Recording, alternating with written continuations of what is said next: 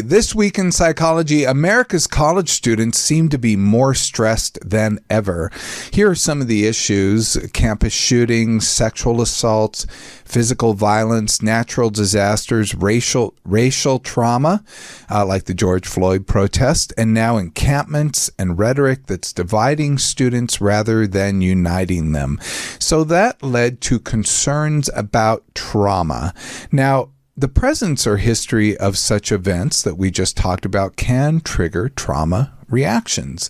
And trauma reactions are kind of characterized in a specific way in the world of psychology. And a lot of people don't think of trauma reactions, that they're actually an anxiety reaction.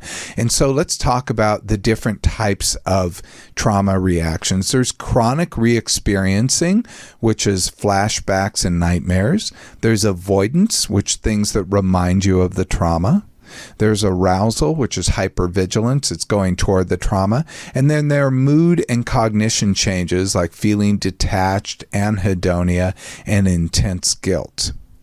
And there are two types of trauma that we look at, of the very severe trauma reactions. There's something called acute stress disorder and PTSD. All we ever hear about is PTSD. Everyone talks about trauma like they just drop it. Oh my God, I was so traumatized last night. That probably wasn't a trauma. I was traumatized. They didn't have our table ready for half an hour. That's not a trauma.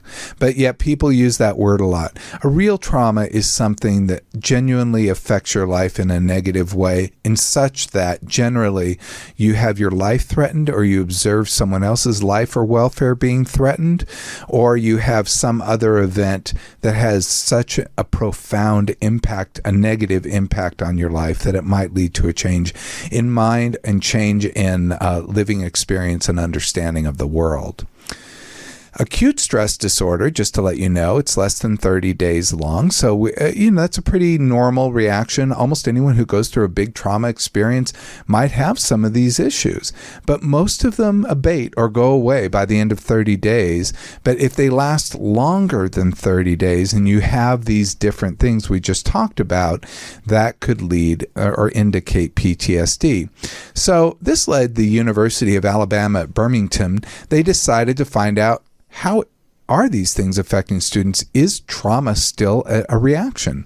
So they decided to look at the Healthy Minds data set. And I just want to point out, I brought my big red Solo cup because we're talking about college students, just to kind of blend in here, which with the Healthy Minds data set tracks mental health. Over 392,000 college students are tracked. They attend 332 colleges and universities across the United States. And in this data set, 58% of them are female. And they published the findings of this. They wanted to see who has PTSD, who has acute stress disorder. The following was published in JAMA Network Open and found the following. Nearly 5%, or 1 in 20 students, were diagnosed with PTSD during the study period. That was between 2017 and 2022. Doesn't that surprise you guys? 1 in 20 have PTSD? That's a very serious disorder. Well, we have a lot going on in the world. I feel like it makes sense, honestly. Sadly. It seemed high. And then 0.5%, or just about 0.5%, have acute stress disorder. And why there's the lower diagnosis there is maybe due to that it only lasts for 30 days. So you only stay in that particular diagnosis for 30 days or less, and you may not move to PTSD. And I guess a lot of people move to PTSD and have stayed there for a while. That's my only guess about why there's this disparity. But the averages, there are averages. These are averages that I just talked about. But what was the universal event that happened from 2020 to 2022 that may have had a traumatic impact on students? The pandemic. The pandemic. So that really did seem to account. And when we look at these graphs, the 2020 and 2022, you can see the numbers just absolutely jump in both traumatic stress disorder and acute stress disorder. So when you look over time, you see from the beginning to the end, scores more than double in both PTSD and acute stress disorder. In fact, PTSD in the 2022 year was 7.5%. And in the 2022 year for acute stress disorder, it was 0.7%. So it was more than doubled for both. I mean, that was crazy.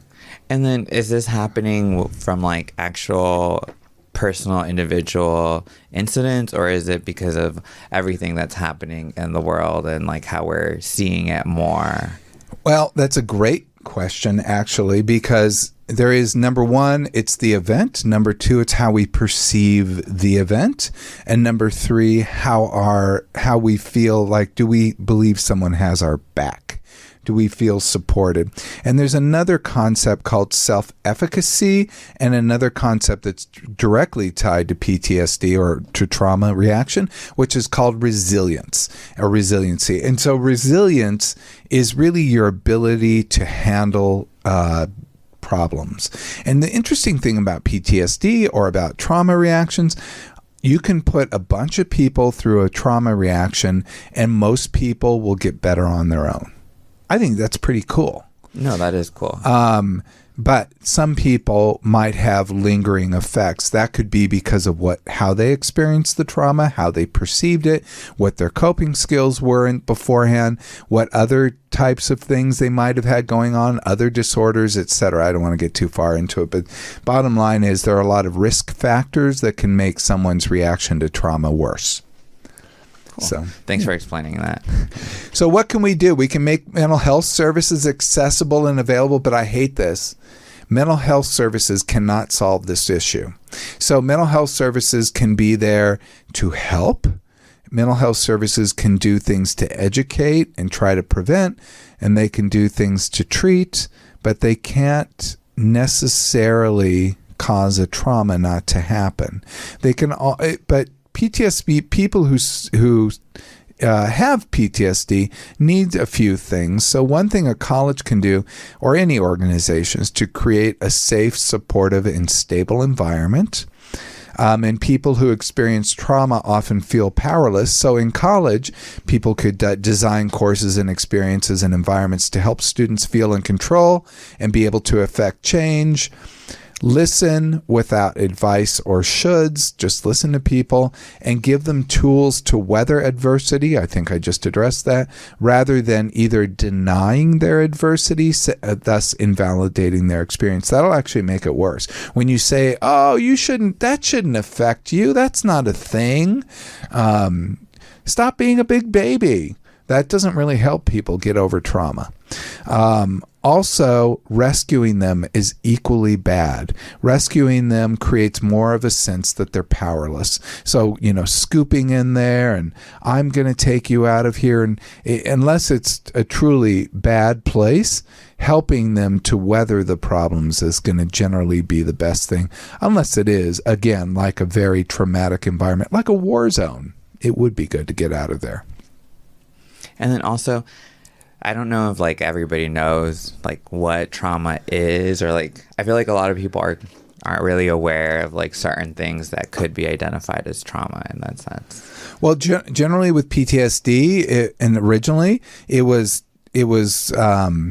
we called this battle fatigue. It's an old term, and it was primarily related to what they experience on the battlefield, and that we came to understand PTSD as this lingering effects of surviving, watching people die, or constantly being under the threat of dying.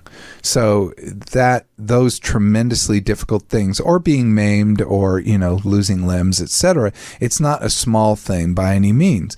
It also has been expanded to people who've been sexually assaulted and raped, people who've been robbed at gunpoint, have their lives threatened, people who might live in an environment or have a car crash. Sometimes a car crash can bring on a PTSD, or I had clients who, when their house burned down, that caused a PTSD reaction.